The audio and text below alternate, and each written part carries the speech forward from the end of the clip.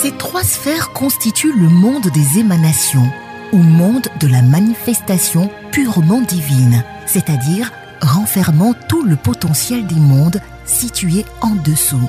Elles correspondent à un principe extrêmement important dans le christianisme, celui de la Trinité que forment le Père, le Fils et le Saint-Esprit.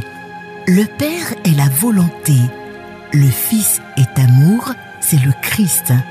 Le Saint-Esprit est l'esprit d'intelligence. Ce monde des émanations est le monde de Dieu.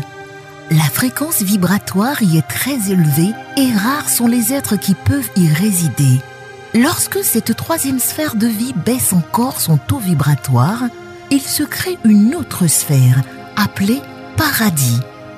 C'est la sphère de l'abondance où résident tous les trésors au service du bien-être de l'humanité.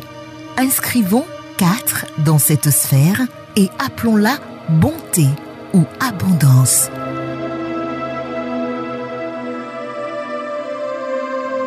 Dans ce monde de bonté créé par Dieu, existent de nombreux privilèges et sources de jouissance, de plaisirs qui, si l'on en abuse, risquent de détruire l'équilibre et la pureté du bien contenu dans cette sphère et annuler ses grâces.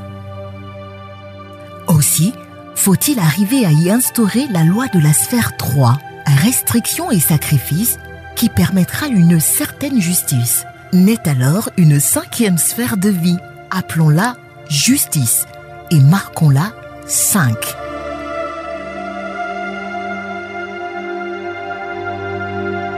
C'est dans un monde de bonté où règne la justice que peut naître l'harmonie, 6e sphère, que nous marquerons 6.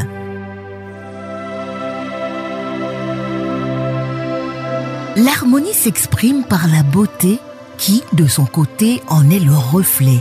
Cependant, l'harmonie est première. L'harmonie de la 6e sphère permet donc tout naturellement la naissance de notre 7e sphère, nommée beauté ou victoire. Marquons 7 dans cette sphère.